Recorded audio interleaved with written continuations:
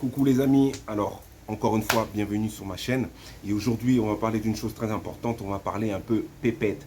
Tout simplement, si vous voulez venir et passer 2, 3 mois, 4, 5 mois, ou voire plus, combien ça va vous coûter? Allez, c'est parti. Allez, on va faire facile. Je vais partir sur une base que tu viens ici avec ta blonde, ta femme, et tu as besoin d'un appartement de 2 chambres. Ok? Allez, alors je commence avec le téléphone. Donc bien évidemment, comme dans tout pays, vous avez rechargeable et abonnement. Je ne reviens pas trop là-dessus, je vous ai fait une petite vidéo là-dessus, je vous invite à aller voir. Donc je pars sur la base de Claro, allez voir ma vidéo pour bien comprendre ce que je vous dis. Je pars sur la base que je vais prendre Claro, rechargeable, donc par mois, ça va me coûter à peu près moins de 15 $. Donc allez voir ma vidéo pour vraiment comprendre. C'est très important pour comprendre ce que je vous dis par rapport au téléphone. Quand tu as besoin de te loger. Donc, le Airbnb, j'en parlerai pas. Si tu veux avoir des bons plans Airbnb, j'ai pas mal de contacts, pas mal d'amis possèdent des maisons. Moi-même, je le fais. Prends contact directement avec moi et on parlera, on essaiera de trouver le bon plan pour toi. Moi, je pars sur une location. Donc, location, tu vas rester, alors on va dire que tu vas rester 6 mois. D'accord? Donc, location, tu cherches une location 2 chambres. Alors, chose à savoir ici, il y a 3 choses que j'aime bien ici dans le pays. Première chose, quand tu prends une maison, elle est toujours meublée. Donc, maison ou appartement. Sur 100%, c'est meublé. D'accord? Quand c'est meublé, ça coûte un tout petit peu plus cher. Tu ne le vois pas sur le prix. Si tu prends, tu as envie de venir ici avec tes meubles, tu payes un conteneur, tu viens ici avec tes meubles, tu ramènes ta télé et tout. Là, ça va te coûter en location ou en vente, ça va te coûter beaucoup moins cher. Donc, tu arrives ici, c'est meublé, tu as ton lit, tu as tes couvertures, tu as vraiment tout ce qu'il faut. Tu n'as besoin que de ta valise avec les vêtements. Donc ça, c'est le premier point. Le deuxième point, tu as toujours dans les résidences une sécurité. Donc ça, c'est sympa. Tu viens d'arriver dans le pays, tu ne sais pas trop comment ça fonctionne, tu as un peu peur. Tu te demandes si c'est sûr ou pas, mais tu as toujours un garde de sécurité. S'il fait bien son boulot, le garde, s'il fait bien son boulot, avant de rentrer, normalement, la personne qui vient te visiter, par exemple, doit présenter une carte d'identité, il doit relever l'immatriculation à chaque fois de la voiture. Il t'appelle pour te dire est-ce que oui, il peut bien rentrer. Et là, à ce moment-là, tu dis oui, c'est bon, je l'ai invité ou pas. Et là, il rentre. Sinon, il ne peut pas rentrer. Donc, la plupart des résidences, c'est comme ça. Et ça, je trouve ça pas mal pour vous. Quand vous arrivez, vous êtes nouveau ici. La troisième chose, ce qui est pas mal, c'est que dans toutes les chambres ici, tu as ta salle de bain à part. Ça, c'est pas mal du tout. Donc, tu vas arriver. Donc, pour les parents, on va dire que tu as 2 enfants. Donc, tu arrives avec ta petite femme, ou madame arrive avec son homme, dans sa chambre principale, donc la chambre principale, il va avoir une salle de bain avec ses toilettes. Pour les enfants, vous avez aussi une salle de bain avec les toilettes. Et généralement, des fois, si vous avez besoin d'une femme de ménage, donc ça, je ferai une petite vidéo là-dessus pour savoir combien ça coûte un peu tout ça à part. Si vous voulez une femme de ménage, eh ben, vous avez une chambre de bonne. Donc, c'est une chambre toute petite où elle peut dormir sans aucun problème. Donc, ça, c'est sur une majorité, sur toutes les maisons et sur tous les appartements, vous avez tout ça. Quand vous arrivez dans l'appartement, bien évidemment, il faut payer l'électricité. Alors, je ne vous le cache pas ici, l'électricité, c'est une fortune. Ça coûte vraiment cher. Je me demande comment les Dominicains, ils font. Ça coûte très cher. Si vous voulez vous la raconter, il fait chaud, je mets la clim, vous êtes mort. Pour moi, achetez votre petit ventilo, mettez votre petit ventilo, ça fonctionne très bien. Moi, je ne mets jamais la clim, j'ai voulu me la raconter. Je mettais la clim au début et je payais plus de 500 $ l'électricité par mois. Donc, achetez votre ventilo et faites très attention. Tout fonctionne à l'électricité. Si vous avez une piscine privée, donc elle fait partie de votre maison, vous allez payer. Si vous avez une piscine dans la résidence, donc vous avez des blocs d'appartements, dans chaque bloc vous avez une piscine, là ça c'est pas pour vous. Ils ne vous le mettent pas, mais si ça passe quand même dans les loyers. Oui, mais vous ne le savez pas, mais ça passe quand même dans le loyer. Donc, faites attention à l'électricité. En France, on a l'habitude de laisser couler l'eau, alors on s'en fout. Eh bien, ici, non. Si vous faites couler l'eau, vous consommez l'électricité et ça, vous le payez. C'est pas plus mal, moi je trouve, c'est pas plus mal. Donc, voilà. Donc, Pour globaliser au niveau appartement, vous allez payer l'appartement 800 dollars par mois à peu près. Ça dépend bien évidemment la résidence. Il y a des résidences, vous payez 500, 600, mais je parle sur une bonne résidence avec une bonne sécurité. Allez, on va payer de 600 à 800 dollars. OK? Et sur l'électricité, on part sur une base, vous ne mettez pas la clim, on part sur une base de 100 à 150 dollars. Si vous commencez à mettre la clim, là, vous allez dépasser les 300, voire les 500 dollars. Bien entendu, vous avez un contrat en bonne et due forme que vous devez signer. Et logiquement aussi, ce contrat, malheureusement, vous devez le payer. Alors, normalement, c'est entre 1000 à 2000 pesos. 20 à 40 dollars supplémentaires. Alors, quand tu arrives dans l'appartement, ne t'inquiète pas, tu ne payes pas l'électricité. Si tu prends un Airbnb, dans certains cas, dans les Airbnb, c'est compris dedans. Mais si tu dépasses la limite autorisée, ils font tout ça. Hein. Si tu dépasses la limite autorisée, regarde bien dans les contrats. C'est écrit dans les contrats. Si tu dépasses la limite autorisée, tu risques de payer plus, en location à la fin. Donc, relis bien tous les contrats. Donc, voilà. Tu es installé, tu es dans ta petite maison, tu es installé. Tu sais combien ça coûte l'électricité, tu fais attention. Maintenant, tu veux installer Internet. Donc, Internet, ici, nous avons la fibre qui fonctionne relativement bien. Pour moi, c'est Claro qui fonctionne le mieux. Donc, je t'invite à aller dans une boutique Claro. Ici, c'est dans la zone commerciale Jumbo. Ça s'appelle Jumbo. Je t'invite à y aller. Donc, je parle toujours de Punta Cana.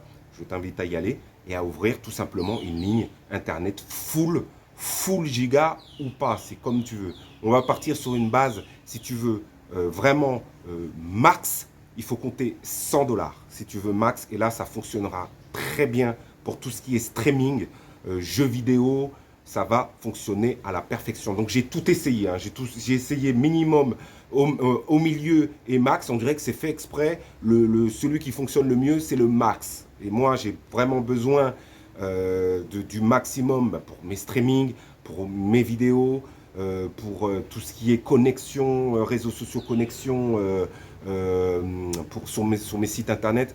Donc, le max 100, ça fonctionne très bien et les coupures sont très rares. Donc, reste encore comme pour le téléphone, reste sur Claro.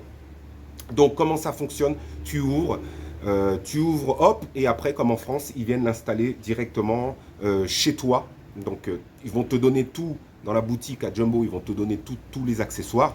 Tu vas chez toi, ils t'appellent, ils se déplacent directement chez toi et après, ils montent la fibre optique directement chez toi.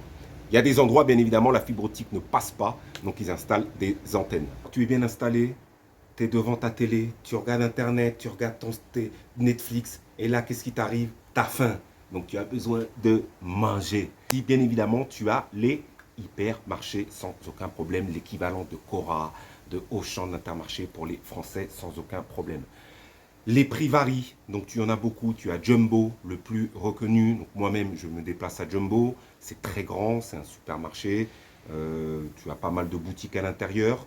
Tout en haut, tu as même une salle de sport. Tu as Ola, tu as Superpola, tu as Iberia. Donc moi, je vais partir sur le normal, on va dire. Ils sont tous à peu près au même prix.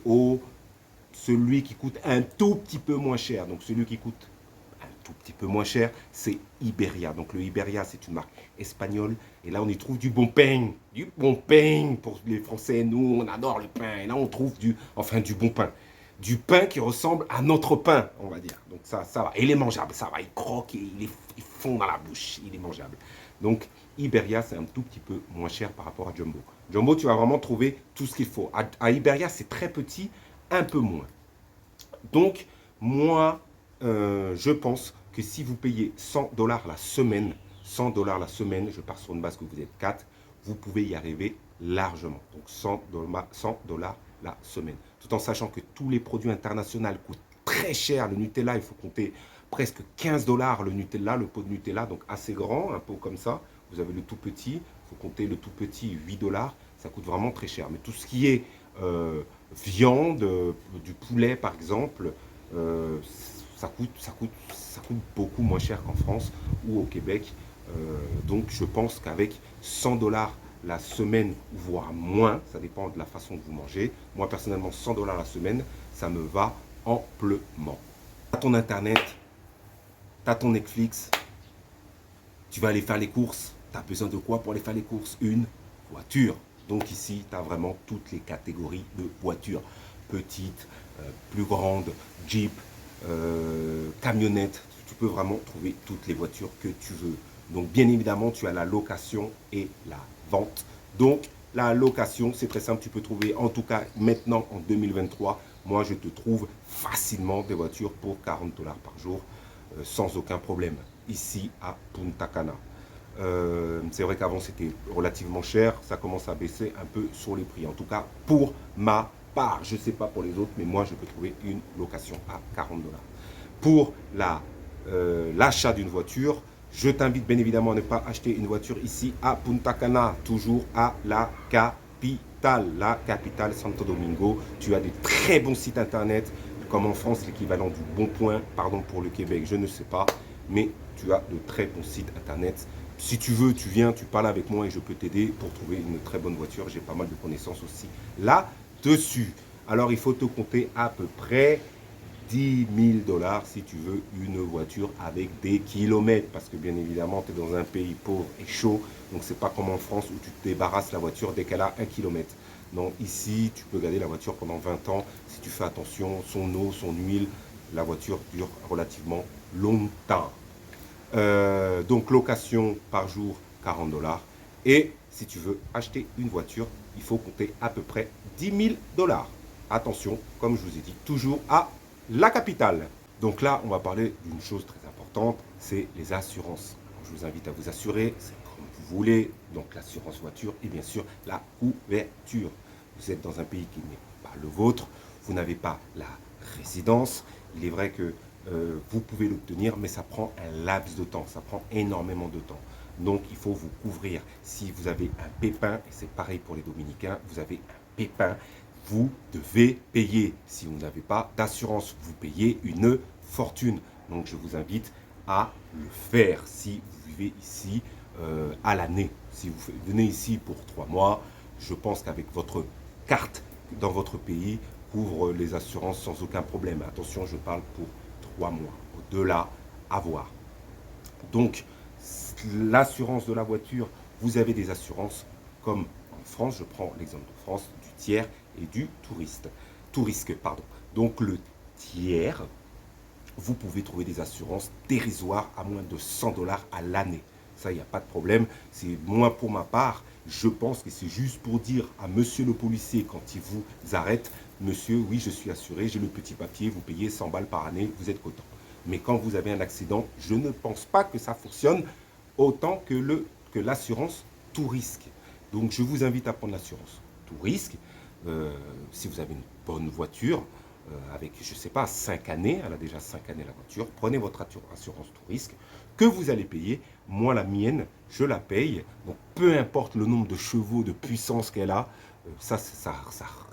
peu importe, vous allez payer à peu près l'équivalent. Moi, c'est une Dodge, donc 3 V6, pardon, V6, et je paye l'équivalent de 500 dollars à l'année. 500 dollars à l'année.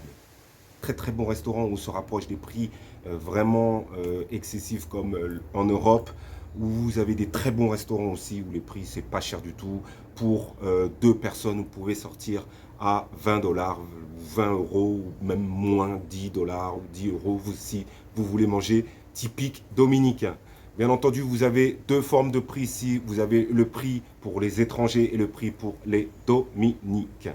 Si vous voulez vous excentrer de Punta Cana, sortir vraiment et aller dans les sentiers battus, vous avez des petits restos super sympas pour manger typique. Là, vous pouvez vous retrouver à vraiment vous payer 3 à 4 dollars, voire maximum 5 dollars parce qu'ils vont vous faire le prix touriste. Donc maximum 250 pesos, 300 pesos, l'équivalent de 5 dollars.